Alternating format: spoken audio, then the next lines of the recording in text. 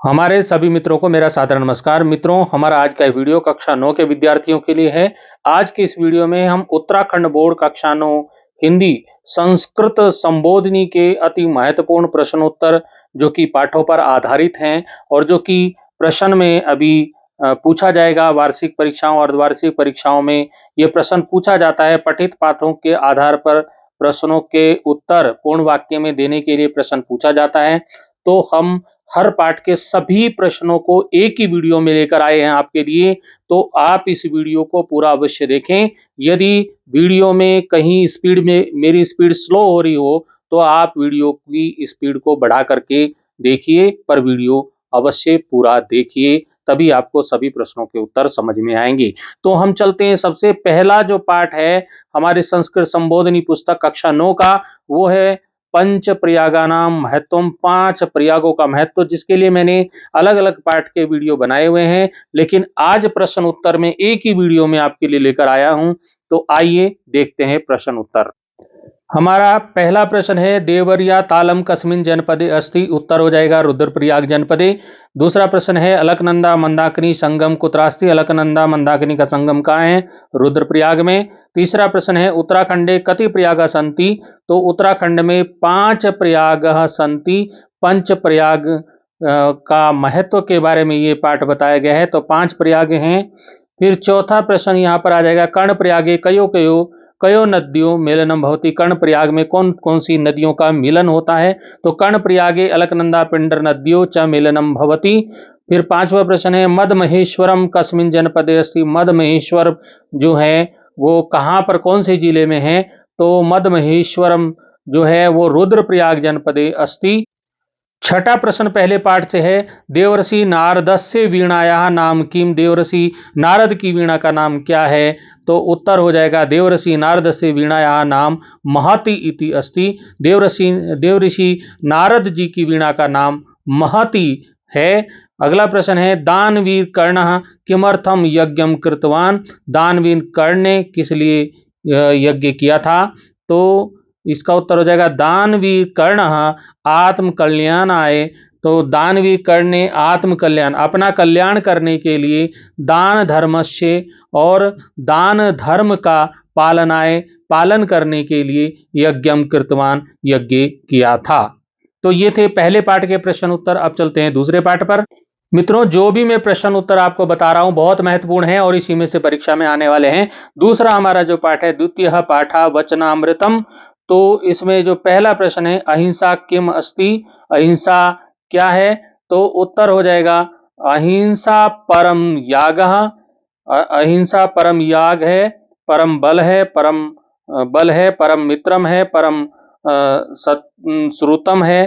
तो ये श्लोक में दिया गया है और ये इसका उत्तर हो जाएगा। अगला प्रश्न है, कस्य कुलम न प्रमाणम? कस्य कुल, किसके कुल का प्रमाण नहीं है? तो वृत्तहीन से कुलम न प्रमाणम।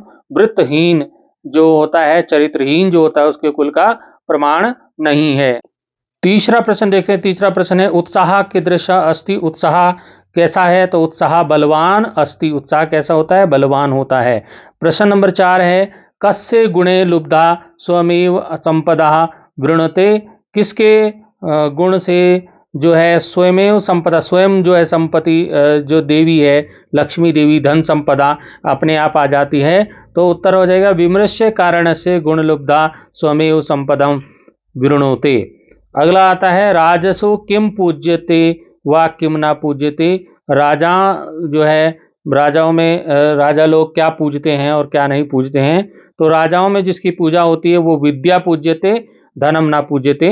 वाह, धन की पूजा नहीं होती, विद्या की पूजा होती है। चलते हैं तीसरे पाठ पर। हमारा जो तृतीय पाठ है वो है महर्षि वाल्मीकि। महर्षि वाल्मीकि जी का ये पाठ है। तो इसमें पहले प्रश्न पे आते हैं, रामा कश्मीर वंश से उत्पन्न आसीत? राम कौन से वंश में उत्पन्न हुए थे? तो इक्ष्वाकु वंश में उत्पन्न हुए थे। दूसरा प्रश्न है, रक्त रंजिता का आसीत? रक्त रंजित कौन था? तो नर क्रौंच, जो क्रौंच पक्षी था उसमें से जो नर पक्षी था वो क्या था? रक्त रंजित था, घायल था। तीसरा प्रश्न है, रामायण से रचयिता का, रामायण के रचयिता कौन? वाल्मीकि, रामायण के रचयिता वाल्मीकि जी हैं। प्रश्न संख्या 4 है, वाल्मीकि कुत्र चिंतामग्न आसीत। वाल्मीकि कहाँ पे चिंतामग्न थे? तो वाल्मीकि स्व आश्रम मतलब अपने आश्रम में चिंतामग्न आसीत, अपने आश्रम में चिंतामग्न थे। पांचवा प्रश्न है, व्यादः, व्याद मतलब होता है शिकारी, शिकारी जो है किम गृहीत्वा तत्र समागता, क्या लेकर के वहां पर आया, क्या उसके पास था शिकारी के पास? तो उत्तर हो जाएगा व्याधा धनुषम गृहीत्वा, धनुष लेकर के तत्र समागता वहां आया। अगला प्रश्न है, शिष्येण सह का स्नानाय निर्गता, शिष्य के साथ कौन स्नान करने के लिए निकल पड़ा? तो वो शिष्येण सह वाल्मीकि स्नानायाम निर्गता, वाल्मीकि जो है स्नान करने के लिए शिष्य के साथ निकले। अति महत्वपूर्ण प्रश्न है, जरा ध्यान से आप वीडियो देखिएगा। सातवां प्रश्न है, नद्या जलम कीदृशम आसीत, नदी का जल कैसा था? तो नद्या जलम स्वच्छम आसीत, नदी का जल स्वच्छ था। प्रश्न है, वन प्रदेशा कीदृशम आसीत, वन प्रदेश कैसा था? तो वन प्रदेशा सुरम्यम अस्ति, बहुत सुंदर था। अगला प्रश्न है, कदा विधिना आहारः प्रेषितः, कब विधाता ने आहार भेज दिया? शिकारी जो है जो क्रौंच पक्षियों के जोड़े को देखकर सोचता है कि विधाता ने सुबह ही मुझे क्या भेज दिया है, मेरे लिए आहार भेज दिया। तो ये इसका उत्तर हो जाएगा प्रातः एव, प्रातः ही सुबह सुबह ही विधिना, विधाता ने आहार प्रेषिता, आहार भेज दिया, भोजन भेज दिया। अगला प्रश्न हमारे पास है, प्रश्न है 10वां, सताम विभूतया कस्मे भवती, सत्ताम मतलब सज्जनों की जो विभूतियां, जो संपत्तियां होती हैं वो किसके लिए होती हैं? तो सताम विभूतया परोपकाराय भवती, सत्ताम मतलब सज्जनों की, जो सज्जन लोग होते हैं उनकी संपत्तियां, उनका धन दौलत ऐश्वर्य सब परोपकाराय, परोपकाराय मतलब दूसरों के उपकार के लिए ही होता है। अगला प्रश्न है, कस्से क्षुधा निवृत्ति भविष्यति, किससे मतलब किसकी जो है क्षुधा होता भूख, भूख निवृत्ति, भूख मिटेगी, किसकी क्षुधा निवृत्ति होगी? तो उस उत्तर हो जाएगा कुटुंबस्य, कुटुंबस्य मतलब परिवार की क्षुधा निवृत्ति भविष्यति, परिवार की भूख मिटेगी आहार से। अगला प्रश्न है, वाल्मीकि कीदृशा आसीत, वाल्मीकि कैसे थे? तो वाल्मीकि कैसे थे? वाल्मीकि धर्मपरायणा आसीत, धर्मपरायण व्यक्ति थे। मित्रों अब चलते हैं चतुर्थ पाठ, चौथा जो पाठ है उसके भी हम फटाफट प्रश्न उत्तर देख लेते हैं। उत्तराखंड से वन संपदा बहुत महत्वपूर्ण पाठ है, इसमें से प्रश्न अवश्य पूछा जाने वाला है। तो इसमें प्रश्न देखिए, उत्तराखंड से राज्य वृक्ष का, उत्तराखंड का राज्य वृक्ष कौन सा है? तो बुरांश वृक्ष है। तो उत्तर हो जाएगा उत्तराखंड से राज्य वृक्ष बुरांश वृक्ष अस्ति, उत्तराखंड का राज्य वृक्ष बुरांश वृक्ष है। प्रश्न नंबर 2, उत्तराखंड से अतीव महत्वपूर्ण वृक्ष का, उत्तराखंड का बहुत महत्वपूर्ण वृक्ष कौन सा है? तो उत्तराखंड से अतीव महत्वपूर्ण वृक्ष देवदारू अस्ति, देवदार है। उत्तराखंड का बहुत महत्वपूर्ण वृक्ष है देवदार।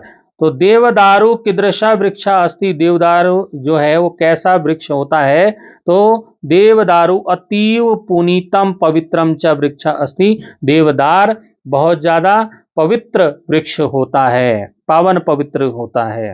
अगला प्रश्न देखेंगे, केसु देवदारो पर्णानि शाखा संस्थाप्यते, कहां पर देवदारू के पत्ते शाखाएं स्थापित की जाती हैं? तो पूजा स्थानेषु, पूजा स्थानों में देवदारो पर्णानि शाखाश्च संस्थाप्यन्ते, मतलब पूजा स्थान में जहां पर भी पूजा की जाती है वहां पर देवदार के पत्ते और शाखाएं स्थापित की जाती हैं, रखी जाती हैं। पांचवा प्रश्न है, देवदारो आकृति कीदृशी भवती, देवदारू जो वृक्ष है उसकी आकृति कैसी होती है, उसका वृक्ष का आकार कैसा होता है? तो उत्तर हो जाएगा देवदारो आकृति शंक्वाकारः भवती, शंकु के आकार की जो है आकृति होती है देवदार के वृक्ष की। छठा प्रश्न है, कस्मिन् क्षेत्रे अयम द्रुमः उपजायते, किस क्षेत्र में यह द्रुम पैदा होता है, यह वृक्ष पैदा होता है? तो पर्वतीय क्षेत्र, पहाड़ी क्षेत्रों में अयम द्रुमः उपजायते, यह उत्पन्न होता है यह वृक्ष। अगला प्रश्न देखेंगे, कस्मिन् देवदारो तेलम प्रयुज्यते, किस चीज में देवदार के तेल का प्रयोग होता है? तो उत्तर हो जाएगा औषधि निर्माणे, दवाइयों के निर्माण में देवदारो तेलम प्रयुज्यते, देवदार के तेल का प्रयोग होता है। अगला प्रश्न है बांज वृक्षा कुत्र उद्भवती, बांज का वृक्ष कहाँ उत्पन्न होता है? तो भारत से बहुसु पर्वतीय राज्येषु, भारत के बहुत से पर्वतीय राज्यों में बांज वृक्ष उद्भवती, बांज का वृक्ष होता है। बहुत सारे जो पर्वतीय क्षेत्र राज्य हैं वहां पर बांज का वृक्ष होता है। अगला प्रश्न है बांज वृक्ष से वैज्ञानिक नाम किम, बांज वृक्ष का वैज्ञानिक नाम क्या है? तो उत्तर हो जाएगा बांज वृक्ष से वैज्ञानिक नाम क्वेरकस, क्वेरकस अस्ति, क्वेरकस उसका नाम होता है। अगला प्रश्न यहां पर आता है प्रश्न संख्या 10 कि बांज वृक्ष से छाया कीदृशी भवती, बांज वृक्ष की छाया कैसी होती है? तो बांज वृक्ष से छाया घनीभूता भवती, बहुत घनी छाया होती है, गहरी छाया होती है। अगला प्रश्न है कस्य प्राणी पशवा खादंती, किसके पत्ते पशु खाते हैं? बांज वृक्ष से प्राणी पशवा खादंती, बांज वृक्ष के जो पत्ते हैं पशु भी खाते हैं, पशु उनको खाते हैं। अगला प्रश्न देखते हैं, प्रश्न है बांज वृक्षा आधिक्येन वातावरणम कीदृशम भवती, जहां बांज के वृक्ष ज्यादा होते हैं वहां वातावरण कैसा होता है? तो उत्तर हो जाएगा बांज वृक्ष आधिक्येन वातावरणम शीतलम शुद्धम च भवती, जहां पर बांज के वृक्ष ज्यादा होते हैं, अधिक मात्रा में होते हैं, वहां वातावरण शीतल और शुद्ध होता है। कुछ अन्य महत्वपूर्ण प्रश्न उत्तर जो मुझे लगे कि इसको जरा अच्छी तरह से आप देख लीजिए, तो ये है औषधि निर्माणे कस्य वृक्ष से तेलम प्रयुज्यते, औषधि के निर्माण में किसका तेल प्रयोग होता है? देवदारो, देवदारो मतलब देवदार वृक्ष का। फिर आता है बांज वृक्ष से वैज्ञानिक नाम किमस्ति, बांज वृक्ष का वैज्ञानिक नाम है क्वेरकस, क्वेरकस है। तो ये जो क्वेरकस आप ऐसे लिखेंगे क्वेरकस, यहाँ पे रा आएगा, अभी पहले आया था वो यहाँ पे रा था, यहाँ वाला रा नहीं आएगा, ये वाला रा आएगा, क्वेरकस, इस तरह से आप लिख देंगे। अब आता है तीसरा प्रश्न इसमें आता है कि ब्रांस वृक्षा कस्य राज्य से राज्य वृक्ष अस्ति, ब्रांस वृक्ष किस राज्य का राज्य वृक्ष है? तो आप उत्तराखंड का लिखेंगे, तो ब्रांस वृक्ष उत्तराखंड से राज्य से राज्य वृक्ष अस्ति, बुरांस वृक्ष उत्तराखंड राज्य का राज्य वृक्ष है। अगला प्रश्न में आता है अग्ने ज्वालनम कुत्र न्यूनम भवति, अग्नि का ज्वालन मतलब अग्नि का फैलना कहां पर न्यून होता है, कहां पर कम होता है? जहां बांज के वृक्ष होते हैं वहां पर कम होता है। तो उत्तर हो जाएगा यत्र बांज वृक्षा आधिक्यन जायन्ते, जहां पर बांज के वृक्ष अधिक मात्रा में उत्पन्न होते हैं, तत्र अग्नि ज्वालनम, वहां पर जो वनों की अग्नि होती है ना वो न्यूनम भवती, बहुत कम होती है, वहां पर जंगलों में लगने वाली आग वहां पर कम होती है जहां पर बांज के वृक्ष होते हैं। अगला प्रश्न है देवदारू इति वृक्ष से आकारा कीदृश भवति, तो देवदारू वृक्ष का आकार कैसा होता है? ये अभी भी पहले प्रश्न आया था तो इंपॉर्टेंट है इसलिए मैंने दोबारा दिया। देवदारू इति वृक्ष से आकारा शंकवाकार भवति, इसको ध्यान रख लीजिए। अगला प्रश्न है काफल वृक्षा कीदृशु क्षेत्रेषु उद्भवति, काफल का जो वृक्ष है वो कैसे क्षेत्रों में होता है? तो पर्वतीय क्षेत्रों में होता है, ये इतना ध्यान रखिए आप कि काफल वृक्षा पर्वतीयेषु क्षेत्रेषु उद्भवति, पर्वतीय क्षेत्रों में ये काफल का वृक्ष होता है। अगला इसमें प्रश्न हो जाएगा कि कस्मै लाभप्रदम भवति बुरांस रसा, बुरांस का जो रस है किस में लाभप्रद होता है? तो हृदय रोग, जो हार्ट के रोग होते हैं, दिल के रोग होते हैं, उनमें ये लाभदायक होता है। तो हृदय रोगाए, हृदय रोगों के लिए लाभप्रदम भवति बुरांस रसः, तो हृदय रोग के लिए लाभप्रद होता है बुरांस का रस। मित्रों अब हम आ जाते हैं पंचम पाठ, पांचवें पाठ पे आते हैं चंद्रे चंद्रयानम। इसमें पहला प्रश्न है भवान कस्य संगठनस्य वैज्ञानिका अस्ति, एक बच्चा वैज्ञानिक से प्रश्न पूछता है कि आप कौन से संगठन के वैज्ञानिक हैं?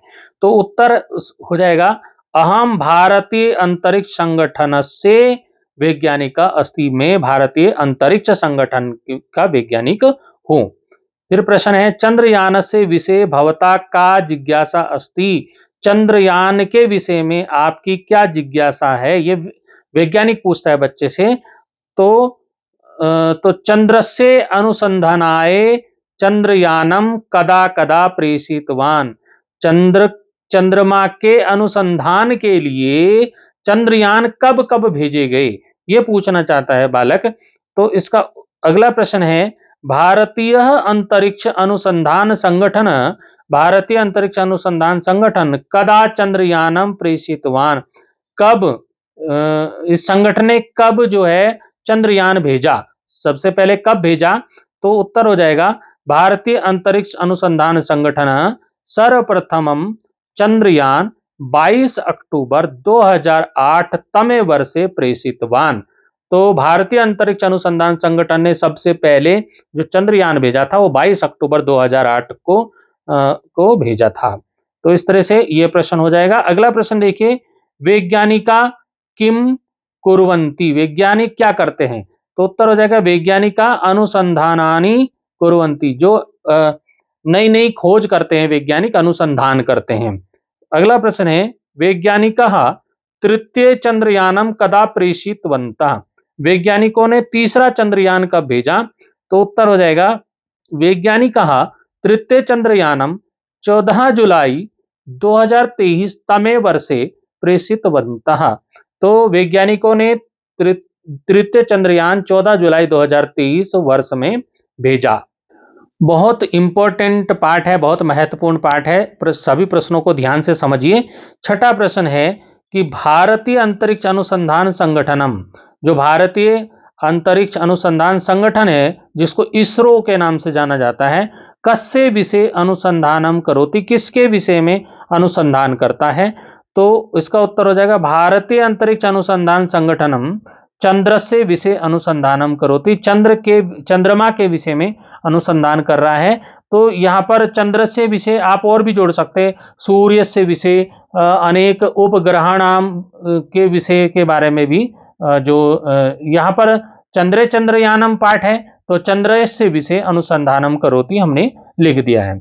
अगला प्रश्न है इसमें, सातवां प्रश्न है, भारतीय अंतरिक्ष अनुसंधान संगठनम कस्मात् स्थानात् चंद्रयान प्रेषयति।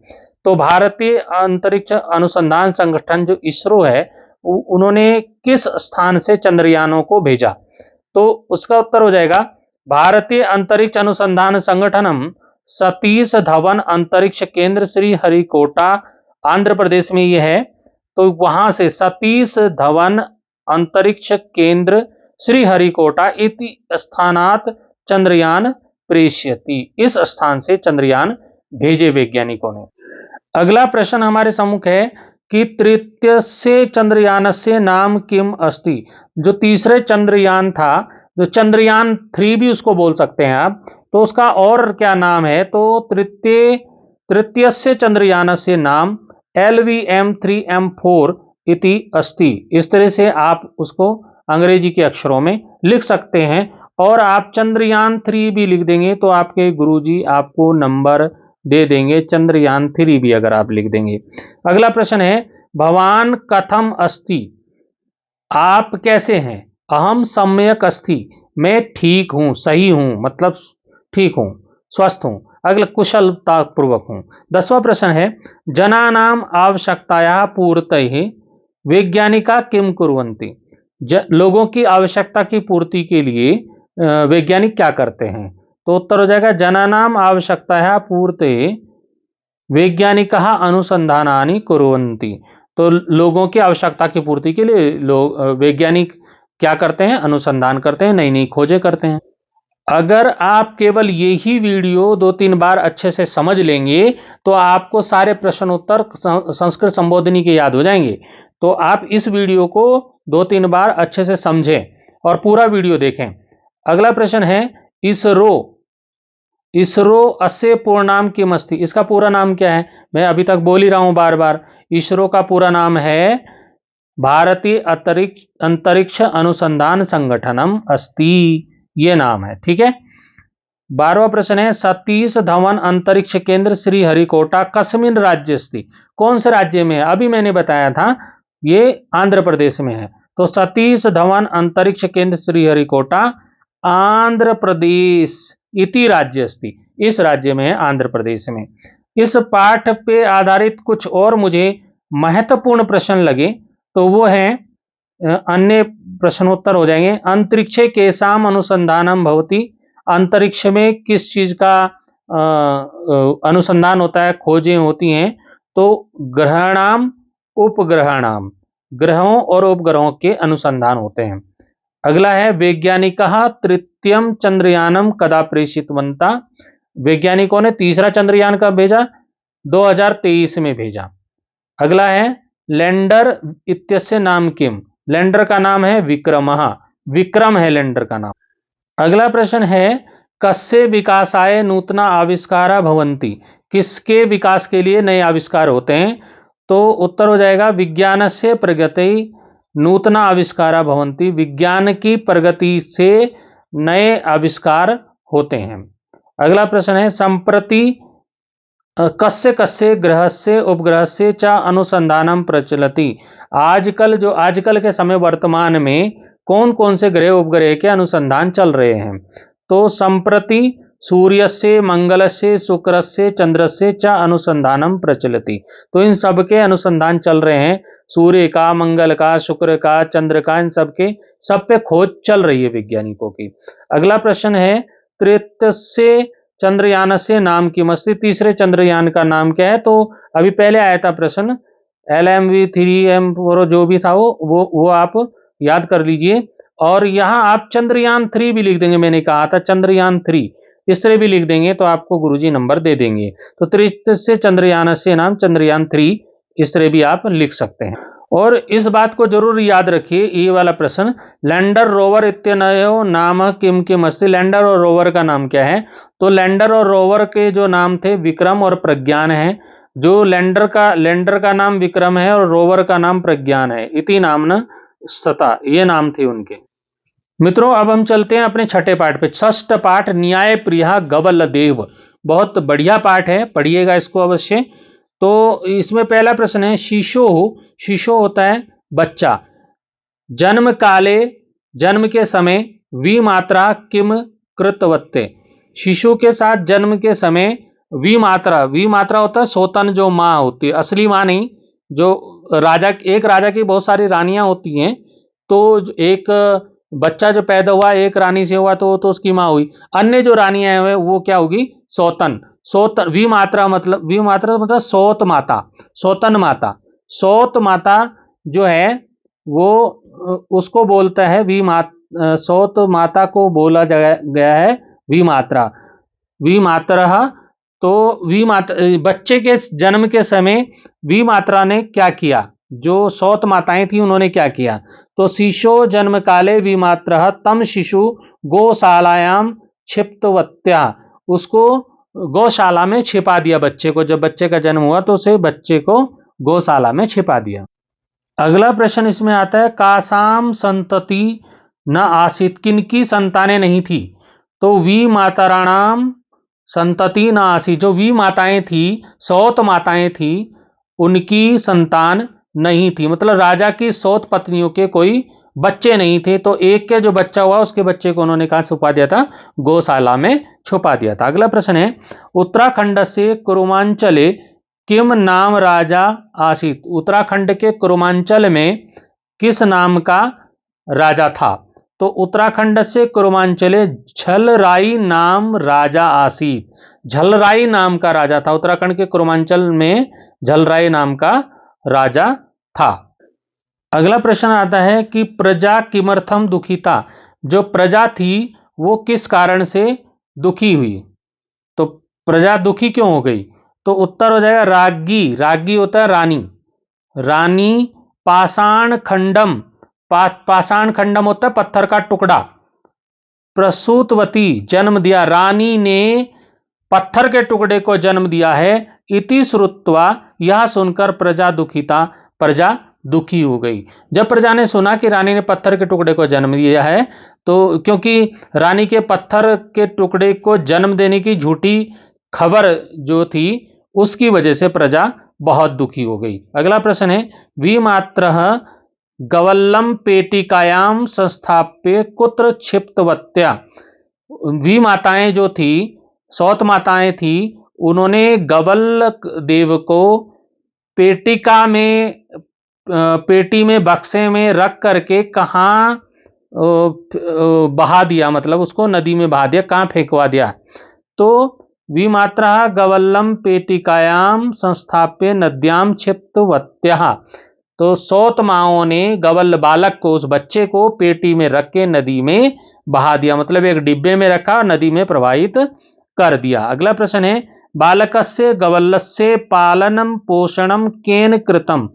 बालक जो था, गवल्ल जो बालक था, उसका पालन पोषण किसने किया। तो बालकस्य गवल्लस्य पालन पोषणम धीवरेण कृतम। एक मछुआरा था, मछली पकड़ने वाला जो नदी में, उसने उस बालक का पालन पोषण किया, उसे बड़ा किया। अंतिम पाठ पे पहुंच जाते हैं। सप्तम पाठ है संगठिता वयम। संगठिता वयम मतलब संगठित मतलब इकट्ठे होना, हम सब इकट्ठे हों। तो क्या है, वयम किम करवाम, वयम किम करवाम। तो इसका जो पहला प्रश्न है उसका उत्तर है वयम राष्ट्र समर्चा करवाम। तो राष्ट्र समर्चा होता है राष्ट्र की सेवा करना। हम राष्ट्र की सेवा करते हैं। वयम किम करवाम, हम क्या करते हैं, हम राष्ट्र की सेवा करते हैं। अगला है परस्परम वयम किम वित्राम। परस्परम परस्परम वयम स्नेहम वित्राम। परस्परम परस्पर मतलब एक दूसरे को, वयम मतलब हम क्या बांटते हैं, प्रेम बांटते हैं। स्नेहम होता है स्नेह, प्रेम, प्रेम बांटते हैं। परस्पर वयम किम वित्राम, आपस में हम क्या बांटते हैं, प्रेम बांटते हैं। फिर आता है अगला प्रश्न, वयम राष्ट्र से उन्नति किम करवाम। हम राष्ट्र की उन्नति के लिए क्या करते हैं। वयम राष्ट्र से उन्नति राष्ट्र समर्चा करवाम, हम राष्ट्र की उन्नति के लिए राष्ट्र की सेवा करते हैं। अगला प्रश्न है, अस्माभि किम एकाग्रतया परिश्रमेण च क्रियते। अस्माभि हमें भी किम एकाग्रता, कैसी एकाग्रता से, परिश्रम से करना चाहिए। तो अस्माभि कार्यम, हमें भी करना चाहिए, कार्य करना चाहिए, एकाग्रता और परिश्रम के साथ अपना कार्य करना चाहिए। अगला प्रश्न इसमें आ जाता है, कान जागृत्वा राष्ट्र सेवाम कुर्मः। किसको, किनको जगाकर राष्ट्र सेवा करनी चाहिए, करते हैं। तो अगला प्रश्न है, सुप्तान, सुप्तान होता है सोए हुए, बंधून मतलब भाइयों को, सोए हुए भाइयों को जागृत्वा जगाकर राष्ट्र सेवाम कुर्मः, राष्ट्र सेवा करते हैं। यह प्रश्न इस प्रकार से भी पूछा जा सकता है कि सुप्तान जागृत्वा किम कुर्मः, सोए हुए लोगों को जगाकर क्या करते हैं। तो सोए हुए लोगों को जगाकर राष्ट्र सेवा करते हैं। तो सुप्तान जागृत्वा राष्ट्र सेवा कुर्मः। फिर है स्वर्गात अपि गरियसी का अस्ति। स्वर्ग से भी बढ़कर क्या है। तो स्वर्गात अपि गरियसी मातृभूमि अस्ति। स्वर्ग से भी बढ़कर हमारी मातृभूमि है। फिर है भारत माता कस्य जननी अस्ति। भारत माता किसकी जननी है। तो भारत माता सर्वेषां जननी अस्ति। तो भारत माता सभी भारतीयों की जननी है। अगला प्रश्न इसमें आ जाता है, राष्ट्र समर्चा के करवाम। राष्ट्र की सेवा कौन करते हैं। तो राष्ट्र समर्चा वयम करवाम, राष्ट्र की सेवा हम करते हैं। फिर है स्नेहम के वित्राम, प्रेम कौन बांटते हैं। स्नेहम वयम वित्राम, स्नेह प्रेम हम बांटते हैं। राष्ट्र की सेवा भी हम करते हैं और प्रेम भी हम बांटते हैं। कुछ अन्य महत्वपूर्ण प्रश्न हैं, इनको भी हम देख लेते हैं। जैसे है अस्माकम जननी का, हमारी जननी कौन है। भारतम, भारत हमारी जननी है, भारत माता हम लिख सकते हैं। वयम कथम राष्ट्र समर्चा करवाम, हम कैसे राष्ट्र की सेवा करते हैं। तो वयम राष्ट्र से उन्नति, हम राष्ट्र की उन्नति के लिए कार्यम कृत्वा, कार्य करके, राष्ट्र समर्चाम करवाम, राष्ट्र की सेवा करते हैं। मतलब हम राष्ट्र की उन्नति के लिए कार्य करेंगे तो राष्ट्र की सेवा होगी। अस्माभि कार्यम कथम क्रियते, हम कार्य, हमें कार्य कैसे करने चाहिए। तो अस्माभि कार्यम, जो हमारे कार्य हैं, एकाग्रतया परिश्रमेण च क्रियते, हमें अपने कार्य एकाग्रता और परिश्रम से करते हैं। तो क्या होगा, राष्ट्र की उन्नति होगी। ये प्रश्न फिर से रिपीट हो गए हैं, कोई बात नहीं, दोबारा से देख लीजिए। सुप्तान बंधुन जागृत्वा किम कुर्मः, सोए हुए बंधुओं को जगाकर क्या करते हैं? तो सुप्तान बंधुन जागृत्वा वयम राष्ट्र सेवाम कुर्मः, सोए हुए बंधुओं को जगाकर हम राष्ट्र सेवा करते हैं। और स्वर्गाद अपि गरियसी का अस्ति, स्वर्ग से भी बढ़कर कौन है? तो स्वर्गाद अपि गरियसी मातृभूमि अस्ति, मातृभूमि है। और भारत माता कस्य जननी अस्ति, भारत माता सर्वस्य जननी अस्ति। तो मित्रों, इस तरह से आपने देखा कि हमने उत्तराखंड बोर्ड कक्षा 9 हिंदी की जो संस्कृत संबोधिनी जो पुस्तक है उसके सभी प्रश्न उत्तरों को यहाँ पर एक ही वीडियो में कवर कर दिया है। तो आपको प्रश्न उत्तर के लिए ज़्यादा वीडियो देखने की जरूरत नहीं है, आप एक ही वीडियो अच्छी प्रकार से देख लेंगे तो सारे प्रश्न उत्तर आपके कवर हो जाएंगे। आप इस वीडियो को अच्छी प्रकार से देखें। अगर मेरा वीडियो में स्पीड स्लो है तो आप थोड़ा स्पीड बढ़ा करके देखें, पर वीडियो को 2-4 बार देखेंगे तो आपको प्रश्न उत्तर याद हो जाएंगे। तो आप इस वीडियो को अवश्य देखें और वीडियो अच्छा लगे तो दोस्तों को भी शेयर करें। फिर मिलेंगे अगले वीडियो में, अभी के लिए धन्यवाद, थैंक यू।